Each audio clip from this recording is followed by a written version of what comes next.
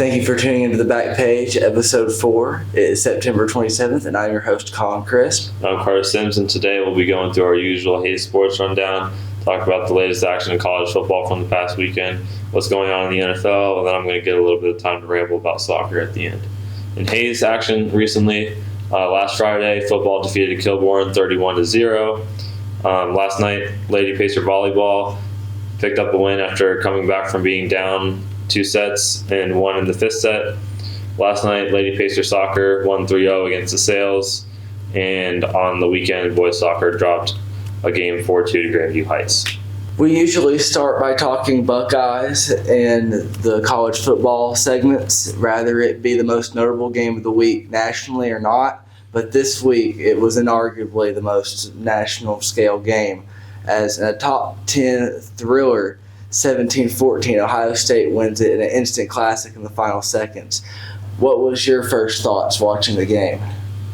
To me, I kind of watched this game. It was the first game I was really able to sit down and watch start to finish, and it kind of felt like the championship of the non-conference schedule for Ohio State.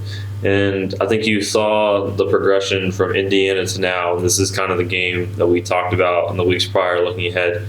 Okay, we got to get ready for Notre Dame. Mm-hmm. This is a big win for your offense going into Notre Dame. It's like all was kind of leading up to this game, and I think that Collin McCord had probably the performance that we've been looking for so far in his 4-game career with Ohio State. Honestly, probably not the most statistically pleasing game on Saturday, but I think there's a lot more trust in Collin McCord now than there was maybe 10 days ago. I totally agree. If you go back and look through his stat line, you're not going to sit there and point him out against the other top quarterbacks of the week. But what he did out of a first-year starter takes a lot of heart. He went out there in a game where he had lost essentially all the momentum. At that point in the second half, there was a point where a lot of even Notre Dame fans are just convinced they had it. It felt a little hopeless there, 5 minutes left. And he went out there with a minute and a half left and conducted a beautiful drive. It wasn't a blown coverage, and it wasn't anything that was a massive defensive mistake until they got to the goal line. Yeah. But he conducted a beautiful drive. It was all him. And that takes a lot of confidence, and that takes a lot of heart.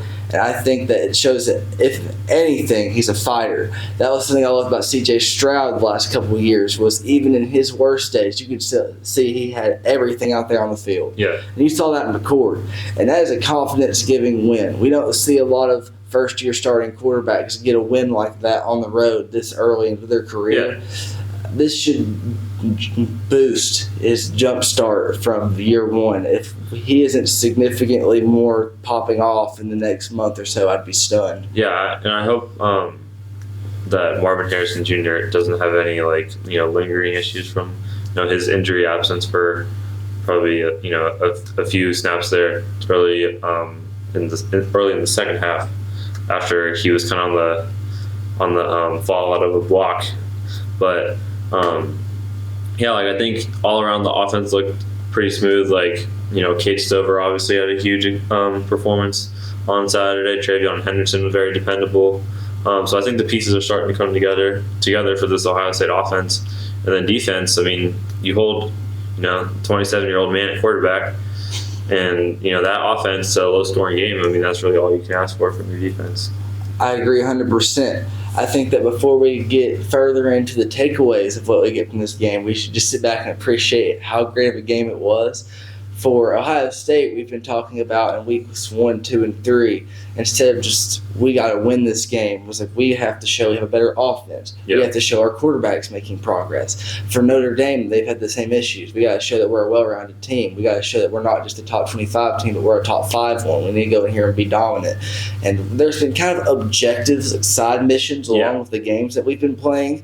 This was a boss fight for both teams. Yes. They both went in here, and this was survival mode time. Yeah. And we survived.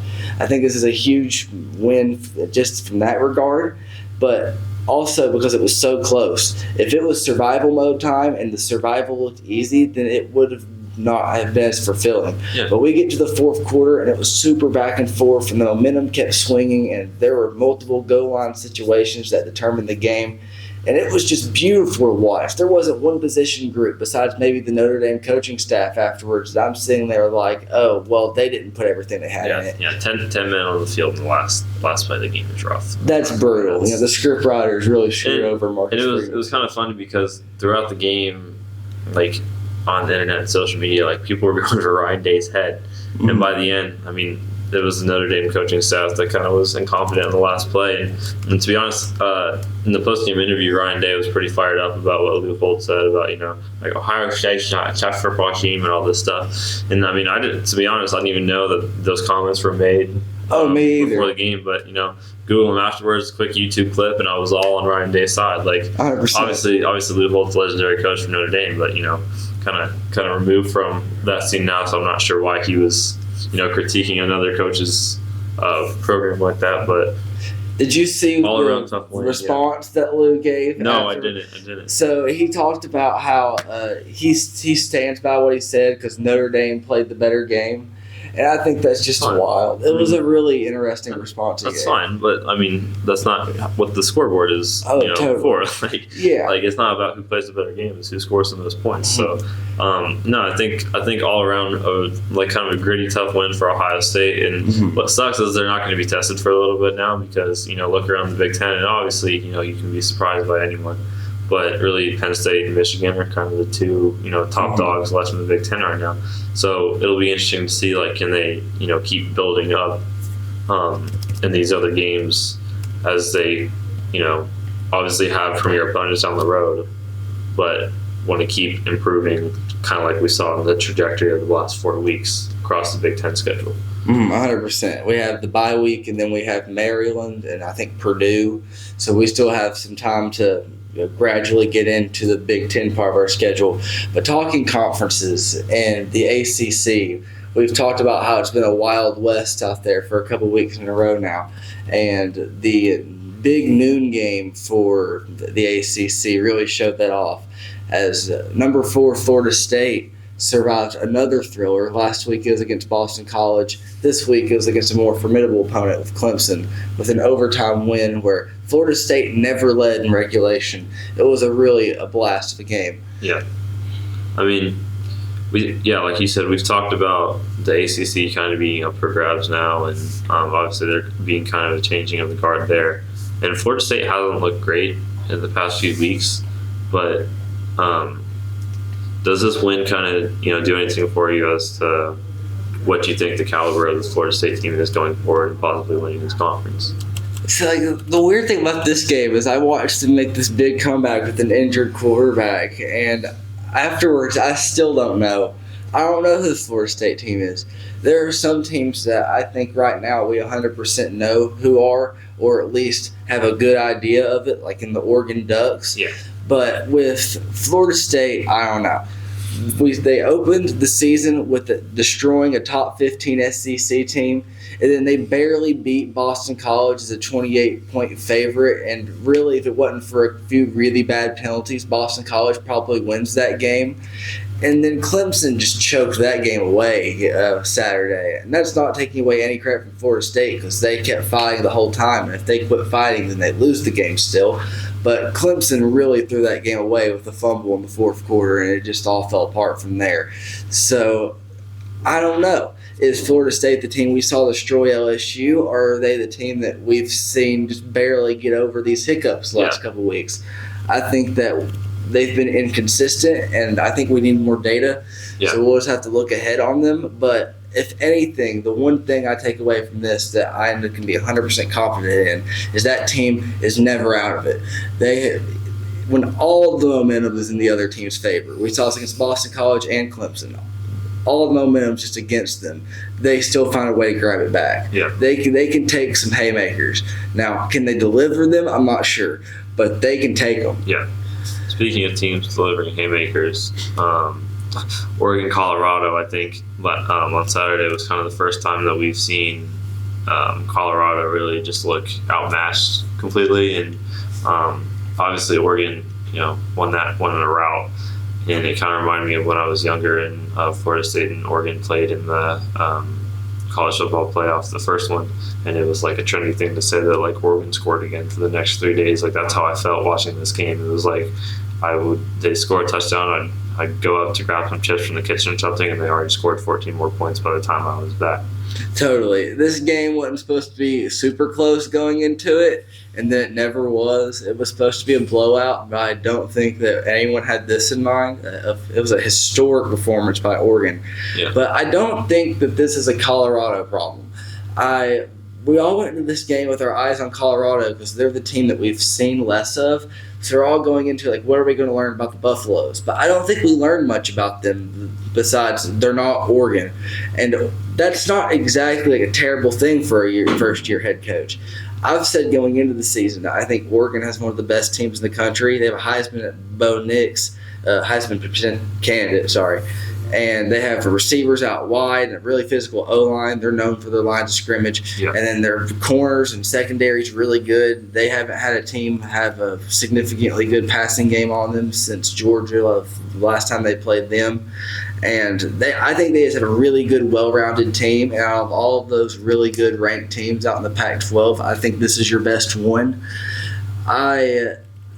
I don't think that this is a Colorado knock. I think this just shows how good Oregon is and that we should take them seriously as a national championship contender. I think, you talked about Bo Nix, so I feel like it's been in college since I was, 2. But I think you just, from both sides of the ball, you saw a lot from Oregon that gives you confidence going forward and kind of this, sunset of the Pac-12 here. Like, Shedeur Sanders, every read was jammed like 75% of the time. Mm-hmm. That he was back in the pocket, and it was the first time that he really looked slow with the ball, which I think was kind of something new for people to see. And that's not necessarily critiquing him, that's just a position that he was put in by the Oregon defense. And then obviously offense firing on all cylinders for Oregon. But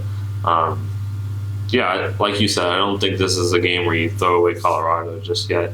Kind of your first big test of this new phase of the program. Mm-hmm. And in sports, you have to get punched in the face a few times, like on your way to building up to being a contender. I mean, we've seen that in college football, we've seen the NFL, we've seen the NBA. Like, it's kind of just a natural progression of building a program. Just because you improve doesn't mean you're like instantly going to have best results against teams that have also been on an upward trajectory. Yeah. So I think, like you said, don't want to overreact to this game, but you talked about Oregon being a contender. What would you compare them with this USC team that we're about to talk about here? All right, so I'm about to talk about the USC-Arizona State game, but first, in comparison for transition, Oregon's a really suffocating team. They're a very physical team. Offensively, the reason their passing attack is so good is because their O-line just stifles your defensive front. Bo Nix has all the time in the world, and they can run the ball and very efficiently with any back they have. They might be able to put me and you back there and us get some good yards back there considering how good their O-line is. And then Troy Franklin's a great receiver for the rare time the O-line breaks down. Somehow he's open. Defensively, it's a very similar predicament. They're so physical. You can't run the ball on them. You can't get through their D-line. And if you try to throw the ball, their corners are just all on you. You cannot escape them.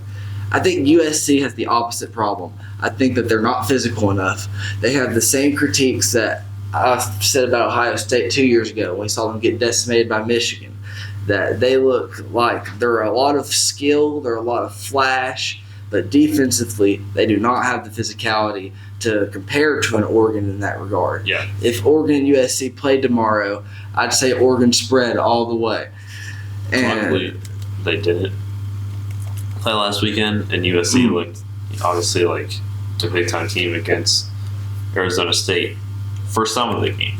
Yeah, for the end. I think the fourth quarter, offensively, USC looked fine. Caleb Williams had his 5 touchdowns and his 322 passing yards, and he looked like the Heisman candidate that he is and the Heisman winner.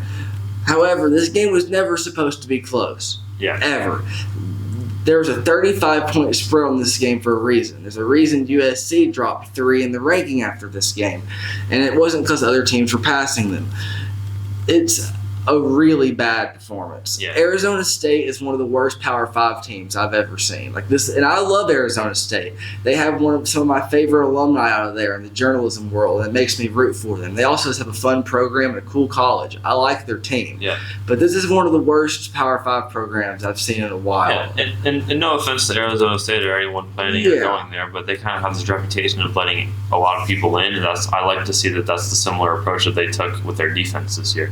I mean, anytime that you give up 5 touchdowns in the game, it's going to be hard to come back from.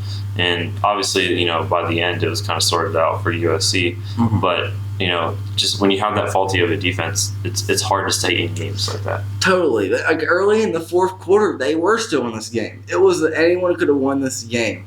And I think that because it's a Power 5 school, that in the past we've seen be better than this. In the past, we've seen them make upsets. We've seen them beat Oregon's at home before.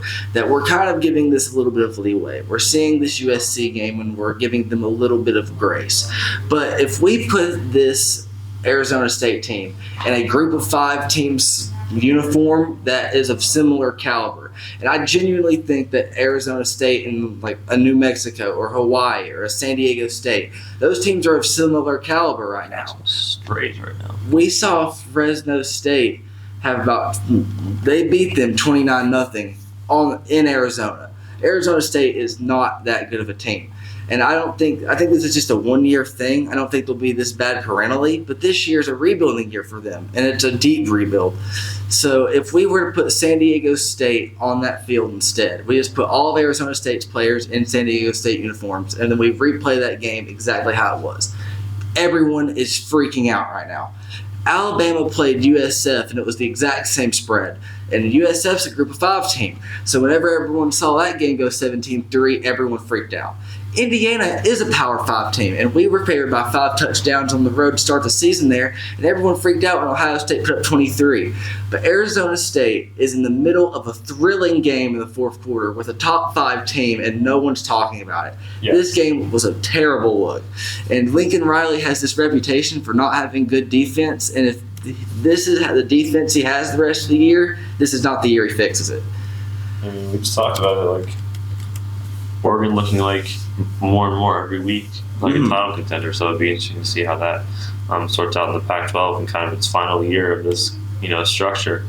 Moving in NFL, I want to get to the Bengal game in a minute, but let's go through the other ones and then I'll come back to that. Which do we want to start off with the Dolphins being good or the Cowboys being bad? Let's start with the Cowboys being bad because that's funny. Okay, so last week, I'd like to apologize. I said on here, I believe, on Tuesday that the Cardinals suck. I'm sorry, Cardinals. I didn't mean to do that and inspire this 28-16 win. That was all me, so I'm sorry to Dallas fans and Cardinals fans on both sides.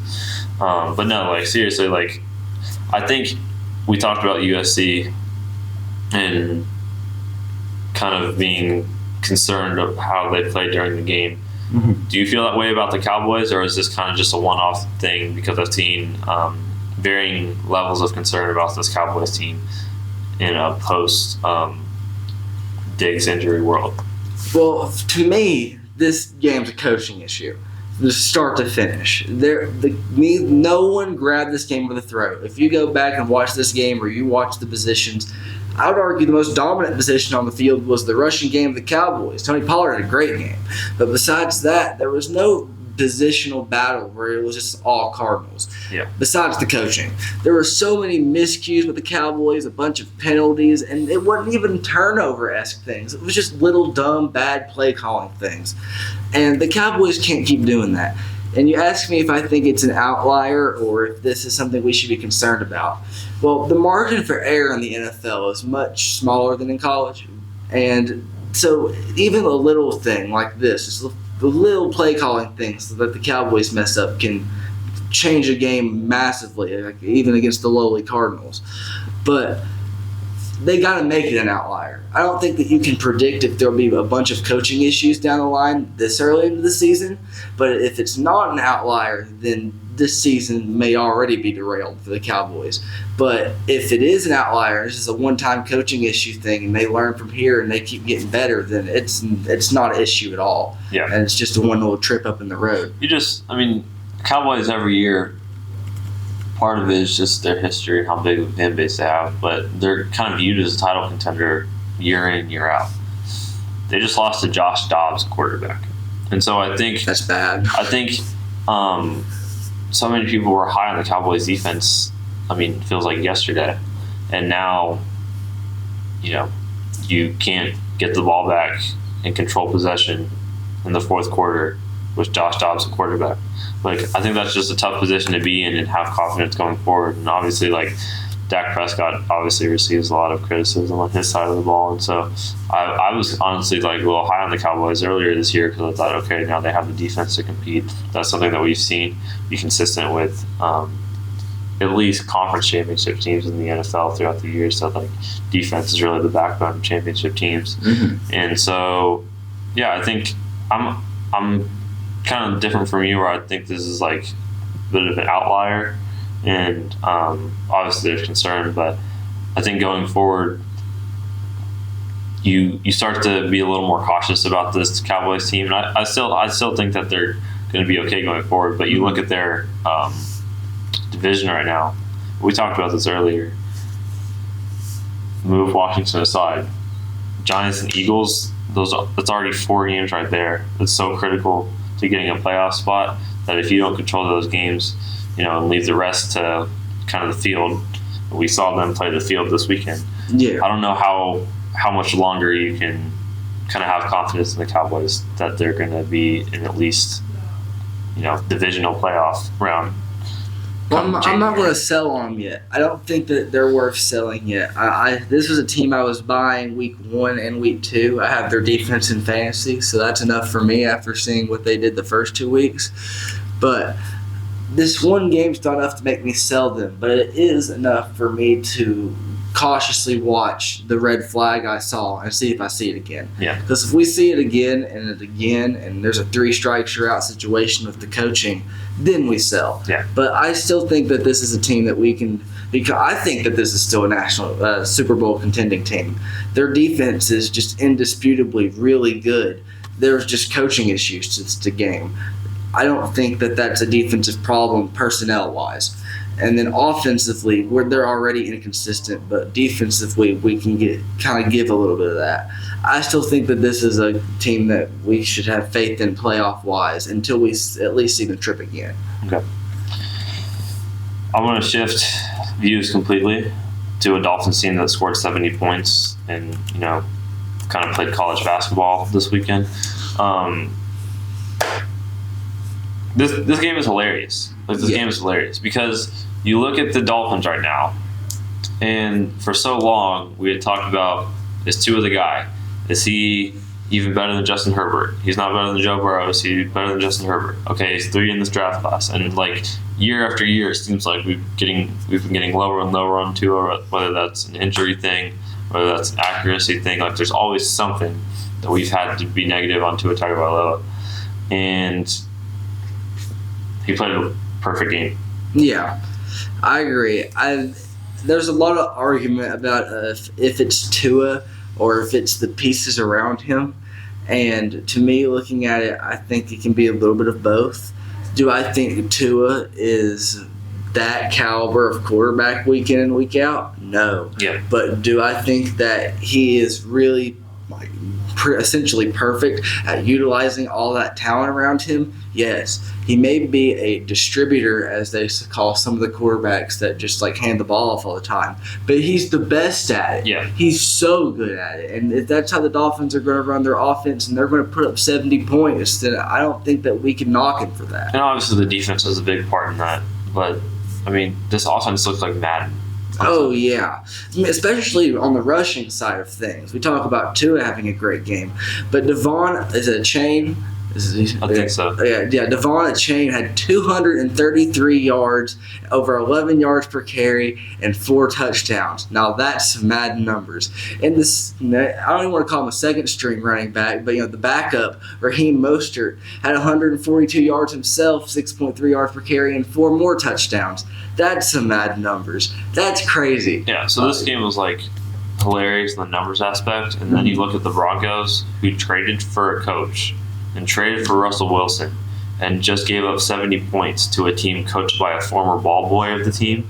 Like, I think Broncos fans, obviously, like last year, they had so many primetime games that they were always in the spotlight for some reason, even though they weren't that good of a team, and honestly weren't the year before. So I'm not sure why there was such like hype around the Broncos, but I'm going to crap on them either way because they've made a lot of dumb moves and acquired pieces that are, you would think, essential to a championship team like quarterback and head coach, but picked up guys that there's a reason they're no longer in their current situations, and their value is so set on these guys just because they gave up so much to get Russell Wilson and John Payton. We've been giving this team the benefit of the doubt for too long. The Broncos, we saw them go out and get Russell Wilson. It was such a big deal, and everybody was saying before that, when we saw this team be bad, before they had Russ, everybody was saying they're a quarterback away. They got the receivers, they got the running backs, they got the O-line, they got the defense. They're a quarterback away. They were where we're at the Jets now. And they got Russell Wilson, who was trying to escape Seattle, and we were blaming his falling off on the Seattle situation. And it was like, they have a team. This is the Broncos team this year. They're going to contend for the West. And everybody was jumping on the bandwagon. At one point, I was on it too. But it's over now. Like, I don't think that there's any situation where this team ends up getting better from here. We saw this, the Denver experiment didn't work. Yeah. And now everyone's been giving it the benefit of the doubt of, they'll figure it out. Sean Payton will figure it out. They'll figure out how to fix it. And they just haven't. We've given them enough time. We gave them a year and a half, and they haven't done it. I don't think that this is fixable from here. Yeah. It's a blow it up territory. Yeah. That sucks. Anyway, my team won in week 3 finally. Monday night, I'm always nervous about Monday night games as a Bengals fan just because I feel like the Bengals never come through in prime time. But in the Joe Burrow era, for the most part, they have. And for the first time this season, we saw the Bengals come out with the win. Wasn't the prettiest game. No game that finishes 19-16 is ever a pretty game, but you did what you need to do. Yeah. And I think the rushing game, the rushing attack with Joe Mixon, strong point. As a Bengals fan, that's something to be positive about. Joe Burrow looked a little more comfortable in the pocket, but it's pretty obvious he's not healthy, and I'm not sure how long it will be before we really look at him as someone 100%. I'm not even sure if he's playing all the games for the next 3 weeks, to be honest. I could see a situation where maybe he sits. But the real highlight of the night, I think, was seeing Jamar Chase finally get comfortable in the offense and have a productive night. Yeah, I agree. And like Joe Burrow looked better than he has prior in the season, despite him not looking like himself. But I think the Jamar Chase is the reason for that. If you take him off of this offense, he still looks struggling. Yeah. He kind of gave him a safety blanket. The Jamar Chase with the 12 catches, 141 yards, he had the best night he's had so far, and he's really fun. I mean, he's such a good receiver. He passed his total leading into this game of the season in one night. He had 10 going into this game. That's just something my brother kept saying throughout the broadcast, so I wanted to slip that into that. But, obviously huge defensive performance. Logan Wilson with 2 interceptions. I personally think the first one was an interception because he had his hand underneath the ball. But, I could see how non-Bengals fans could see that as an incompletion. But the second one's undeniable. So I think anytime that you're forcing turnovers like that and making Matthew Stafford, look at his tablet on the sideline and go, what am I doing? That's where you want to be as a defense, especially against a team that you lost the Super Bowl to in recent times. That's kind of a big momentum win, I think, going forward. Yeah. And the schedule from here on out is a little interesting because you have some teams that are a little weaker and have struggled, in the season, and then boom, you're playing some perennial playoff teams. Mhm. So I think this is really going to be a time in the next couple of weeks where it's like some get right games for the Bengals. And like for instance, I think next week y'all play the Titans. Yes. And if that's a game where you can stifle that offense, and right now while the offense gets healthy and figures things out, you're gonna have to win the game with your defense like you did Monday. And the Titans are a team we can do that against, as we saw in the Cleveland game this week. The Browns defense stifled the Titans this week in a 27-3 blowout. And anytime that your defense doesn't allow over 100 total yards with no turnover help, you know you're doing something right. We've came to the point with the Browns through 3 weeks that they've allowed, just on defense alone, about 6 points per game if you discount the pick sixes in the Steelers game. So the Browns defense is definitely a highlight of the AFC North. How far do you think that could take them? I don't know, maybe third in the AFC North. I don't know. I'm not ready to put them at first in the division right now. I think the Ravens, going forward, if they can kind of get healthy a little bit, obviously they're kind of banked up in a lot of skill positions right now. Could be a player, and I might be biased, but I still have faith in this Bengals team to turn it around like we've seen in past years. Obviously a lot of, like we talked a minute ago, is going to depend on the health of Joe Burrow, but I think just looking like short-term focus lens, like for the Browns, I mean, some of the points given up in the Steelers game were from the Steelers defense. Mm-hmm. And so when you even put it in all together, they've given up 32 points this year. If you divide that by 3, it's like a little over 10 points a game. That's something that you live with every week in the NFL. Mm-hmm. And then on top of that, you've had Deshaun Watson kind of start to look like he did in Houston a few years ago for the first time. He was wearing a Browns uniform, and obviously it's going to be tough with the Nick Chubb injury like we talked last week. But I don't think if you're a Browns fan, you should be worried about the division right now. You're just taking this game by game, because this is one of those years, I think, like we thought we saw with Baker Mayfield in 2019, I believe, was a playoff year, that it was going to be kind of a step towards contention. I think that's more this year, and you start to see the pieces fit together and not really worry about the grand scheme of the divisions right now. I totally agree with you. In conclusion to our pod, we're going to hit one more thing. And it's not really my specialty, so I'm going to let Carter run with it. But he's got some soccer to talk about. Okay, so if you know me, you know that basketball is my favorite sport. I obviously play it, watch basketball all the time, and obviously you've heard us talk football a lot on this podcast. But one of my other favorite sports is soccer. So I'm a Columbus Crew fan. My family has been going to those games for a while now. And it's going to be tough to kind of see how we can fit it in, but I'm going to try to sneak some soccer conversation into the podcast going forward. But last Wednesday, after we were done with our pod for the week, the Crew clinched the playoffs for the first time since 2020. And if you're a Crew fan, some of this will be kind of old news. But for people who haven't really been watching the team, this has been kind of a rebuilding year for the team. And they kind of rebuilt in a span of one season. It's been kind of remarkable how this transpired, because fired old manager Caleb Porter after kind of flaming out after the championship year in 2020, bringing Wilfred Nancy from Montreal, and kind of install this new style of play. And obviously, whenever you have a new coach, you're kind of subject to bringing in new offenses and new formations in any sport, and that's been no different for the Crew. Because in the past, it was kind of a stagnant 4-3-3 look for the black and gold, but this year it's been more of a kind of a shifting 3 in the back or 5 in the back, depending on whether the team is attacking or defending. And so much of the emphasis has been on possession this year. And I kind of thought going into the season, okay, I'm going to have to be patient. This is a rebuilding year, bring in new players, coach kind of installs the system, and we look better going forward in the future. They've rebuilt this team in a span of one season.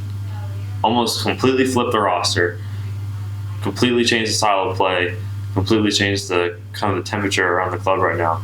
And currently the Crew is sitting second in the Eastern Conference in the rebuilding year.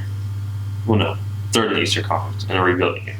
So as a neutral, if you're kind of getting to this point of the year where you got baseball playoffs coming up, you're going to have MLS playoffs coming up here too. And obviously a lot of attention has been on the MLS in the past few months because of Leo Messi joining Inter Miami. But if you're in Central Ohio right now, and maybe you play soccer, or maybe you're just looking for something to watch, this is a crew team I think it's time to latch on to, because they look like a title contender in the MLS for the first time since 2020. Thank you for tuning into the Back Page. You can find our podcast on Spotify and YouTube.